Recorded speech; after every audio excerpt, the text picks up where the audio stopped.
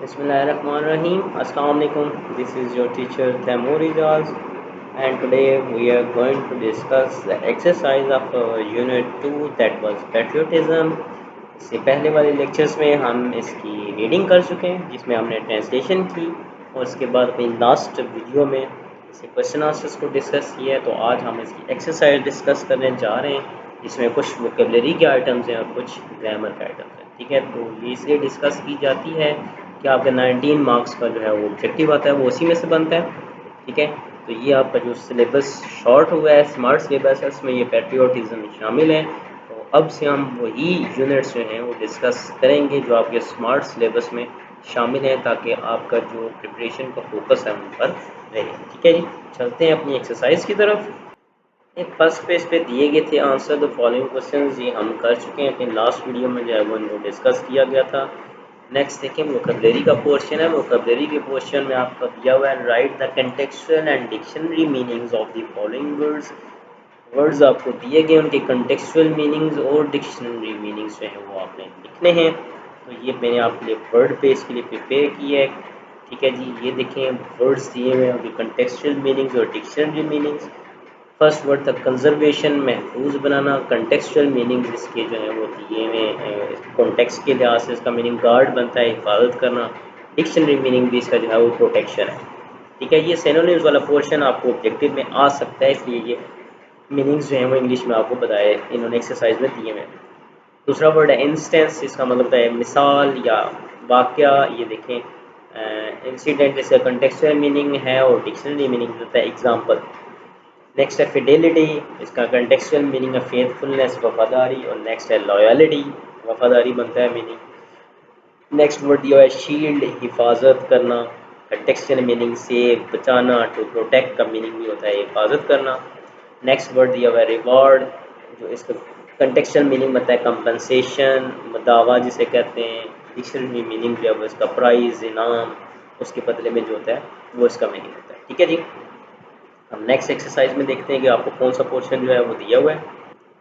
जी, next आपको exercise में दिया हुआ था make as many words as you can from this root words and example is given. Work आपको दिया हुआ है, इससे आप जितने वर्ड बना सकते हैं। वर्क प्लेस दिया हुआ है, वर्क हार्ड बन सकता है। ठीक है, उसके अलावा वर्किंग बन सकता है, यानी इसको आप एज मैनी वर्ड्स आप बना सकते हैं, वो बनाए इसके। जैसे प्ले दिया हुआ है, प्ले से एग्जांपल प्ले ग्राउंड दिया है, प्ले फुल दिया हुआ है। ठीक, प्ले लेस हो सकता है इसका, यानी इसका आप जितने मीनिंग जितने वर्ड्स बना सकते हैं वो इससे आप बना सकते हैं। ठीक है, ये आपको पेपर के लिहाज से इतना ऐसा इम्पोर्टेंट नहीं है, क्योंकि एग्जाम में इसके लिहाज से कोई क्वेश्चन नहीं आता है। ठीक है जी, सॉरी ये कुछ ज़्यादा ही फॉरवर्ड हो गया। Use the following words in sentences, words दिए में आपने उनको सेंटेंसेस में यूज़ करना है। ये भी मैंने आपके लिए वर्ड में प्रिपेयर की है। जैसे फर्स्ट वर्ड था सेक्रीफाइस, सेक्रीफाइस को बोलता है कुर्बानी। सेंटेंस इसका है we should offer sacrifice for the country, यानी हमें अपने मुल्क के लिए कुर्बानी देनी चाहिए। नेक्स्ट वर्ड था कमेंडेबल, कमेंडेबल का मतलब होता है काबिल तारीफ, आप ट्रांसलेशन में पढ़ चुके हैं। तो सेंटेंस इसका आप अपनी तरफ से इसको सिंपल सेंटेंस बनाना चाहें तो कोई इशू नहीं, आप बना सकते हैं। ठीक है, ये मैंने अपनी तरफ से वैसे कोशिश की है सिंपल सेंटेंसेस लिखूं, क्योंकि ये आपका 5 मार्क्स का जो है वो पेपर में क्वेश्चन आता है। तो इसका सेंटेंस था patriotism is a commendable quality, यानी जो गुलवतनी जो है काबिल तारीफ भी है। नेक्स्ट है प्रॉस्पेरिटी, कहते हैं खुशहाली को। We are working for the prosperity of our country, यानी हम अपने मुल्क की खुशहाली के लिए काम कर रहे हैं। इन्वेजन का मतलब होता है हमला, अटैक। और army is always ready to face foreign invasion, यानी हमारी आर्मी, हमारी फ़ौज जो है गैर मुल्की हमले का सामना करने के लिए हमेशा तैयार रहती है। नेक्स्ट वर्ड दिया है मदरलैंड, मदरलैंड कहते हैं मादरे वतन, वतन को, मुल्क को।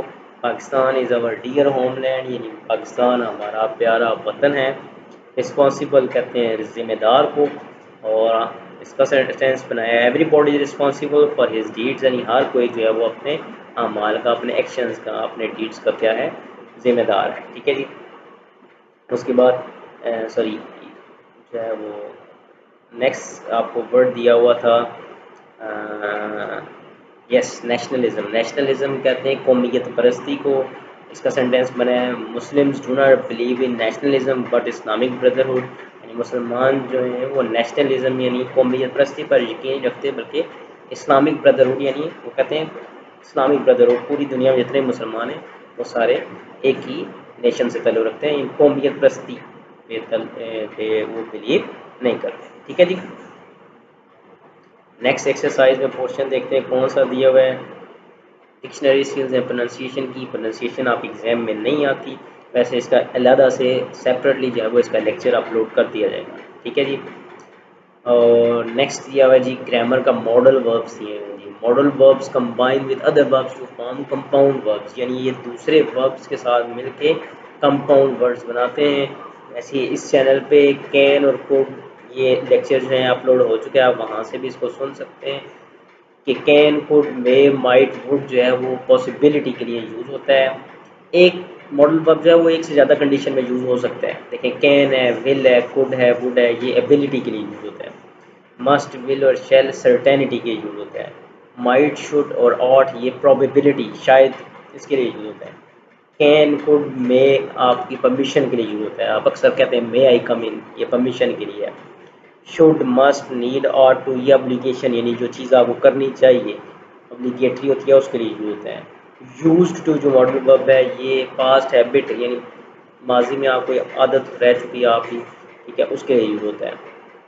एग्जांपल्स देखें बुक में दी हुई हैं। May I ask you a few question, अब मे देखें इधर ऊपर दिया हुआ था कि परमिशन के लिए यूज होता है कि मैं आपसे क्वेश्चन पूछ सकता हूँ, ये आप परमिशन ले रहे हैं। और नेक्स्ट दिया हुआ है कैन यू स्विम, अब देखें अब ये एबिलिटी यानी तैरने की सलाहियत के बारे में क्वेश्चन हो रहा है, तो एबिलिटी के लिए कैन यूज होता है। ठीक है।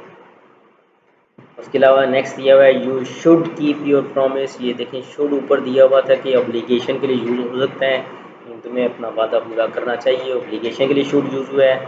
नेक्स्ट है ऑट टू भी जो है वो मॉरल एप्लीकेशन के लिए यूज होता है, वही ऑट टू हेल्प हिम यानी हमें उसकी मदद करनी चाहिए। ठीक है, ये इसके लिए यूज होते हैं।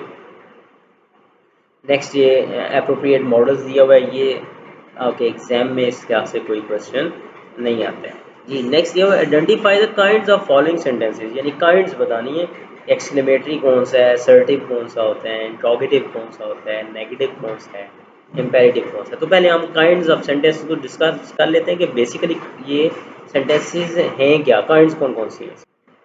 सेंटेंसेस की काइंड्स देखें, फर्स्ट जो है वो काइंड बनती है आपकी सेंटेंस की डिक्लेरेटिव सेंटेंस।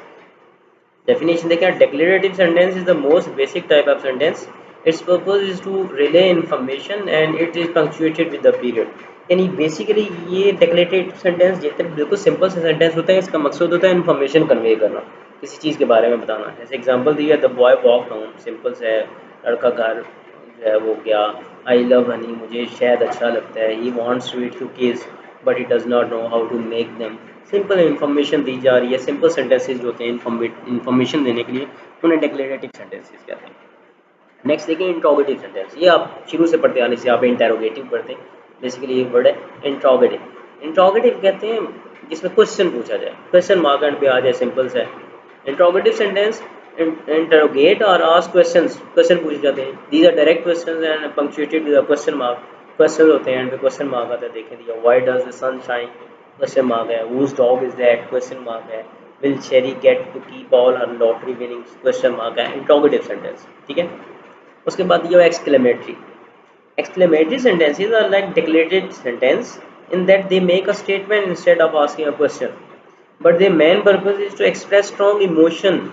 बिल्कुल जो है वो डेक्लेरेटिव सेंटेंसेस इस तरह होते हैं, ठीक है, स्टेटमेंट जो है वो इसमें दी जाती है, लेकिन इसमें जो है ना वो एक्सक्लेमेशन यानी इमोशन, खुशी, गमी, हैरानगी, ये इमोशंस जो हैं वो शो किए जाते हैं। दूसरा सबसे बड़ी इसकी पहचान ये है कि इसके एंड में ये देखें आप, ये अलिफ सा डला हुआ है, डॉट डला हुआ है, इसे कहते हैं साइन ऑफ एक्सक्लेमेशन। ये सेंटेंस के एंड पे आ जाए तो वो समझे एक्सक्लेमेटरी सेंटेंस है। देखें I said I wanted tacos instead of pizza, how well he sings, exclamation show हो रही है। वाओ वंडर ज़ाहिर हो रहा है, he just won a gold medal, इसमें भी साइन ऑफ एक्सक्लेमेशन है, ये भी एक्सक्लेमेटरी सेंटेंस है। Next है imperative sentence. Imperative sentence do not simply state a fact but rather tell someone to do something.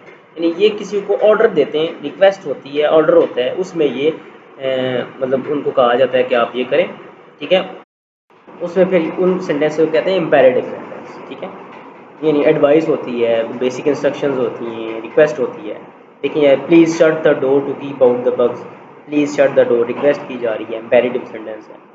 Next ये है turn left at the bridge, ठीक है, ये आपको इंस्ट्रक्शन दी जा रही है कि ब्रिज पे जाके लेफ्ट आपने मुड़ना है, ठीक है, तो ये भी इम्पेरेटिव सेंटेंस की डेफिनेशन, ठीक है जी। ये आपके काइंड ऑफ सेंटेंसेज जो है वो क्लियर हो गई हैं। ये अब next second identify the kinds of following sentences. सिर्फ सेंटेंसेस दिए हुए आपने बताना है ये कौन सी काइंड है, ठीक है। अब देखें जैसे दिया हुआ है art is another subject in which I am particularly interested, information दी जा रही है, तो ये आपका असर्टिव सेंटेंस बनता है जिसमें इन्फॉर्मेशन दी जाती है, ठीक है। Second sentence what a beautiful painting, exclamation है, एक्सक्लेमेशन मार्क भी दिया हुआ है और आपके इमोशंस भी ज़ाहिर हो रहे हैं, ठीक है, आप तारीफ़ कर रहे हैं, ठीक है, तो ये कौन सा हो गया, एक्सक्लेमेटरी सेंटेंस। नेक्स्ट दिया हुआ आपको टीच हिम टू लर्न, आप जो है वो इसमें सिंपली इंस्ट्रक्शन दे रहे हैं, ठीक है, तो ये आपका कौन सा हो जाएगा जी, इम्पेरेटिव सेंटेंस, ठीक है। नेक्स्ट दिया हुआ how would I know and पे क्वेश्चन मार्क है, क्वेश्चन पूछा गया है, तो ये आपका इंट्रोगेटिव सेंटेंस हो जाएगा। She did not make a false statement, basically देखें ये नॉट जिसमें आ जाए ना वो नेगेटिव सेंटेंस होता है, ये असर्टिव में ही सेंटेंस जो है वो आ जाता है, ठीक है, ये ज़्यादा से सेपरेट जो है वो टाइप नहीं है। लेकिन यहाँ पे नेगेटिव सेंटेंस जो कि दिया हुआ तो ऊपर बताना है नेगेटिव सेंटेंस, नॉट आ गया, नॉट वाले सेंटेंसेस वैसे भी आपके नेगेटिव ही होते हैं, तो ये निगेशन में आ गया, नेगेटिव सेंटेंस बन जाता है आपका, ठीक है जी। तो फर्स्ट आपका सेंटेंस जो था वो असर्टिव था, सेकंड एक्सक्लेमेटरी, देन जो था थर्ड वन इम्पेरेटिव था, फोर्थ वन आपका जो है वो इंट्रोगेटिव, और फिफ्थ जो लास्ट है वो नेगेटिव। नेक्स्ट सी क्वेश्चन देखें, आपको दिया पंक्चुएशन, पंक्चुएट द फॉलोइंग, ये एग्जाम में बिल्कुल नहीं आता, इसका एग्जामिनेशन से जो है वो कोई ताल्लुक नहीं है, ठीक है। वैसे पंक्चुएशन आपको आनी चाहिए लेकिन ये एक सेपरेट टॉपिक है, इसको मैं अलग से जो है वो डिस्कस कर लेंगे, ठीक है जी। तो ये आपकी एक्सरसाइज थी जी। तो इट्स ऑल फॉर टुडे, इसको आपने गौर से पढ़ना है और इसको जो है वो क्लियर कर लेना है, क्योंकि ये आपका चैप्टर जो है वो स्मार्ट सिलेबस में। थैंक यू एंड अल्लाह हाफिज़।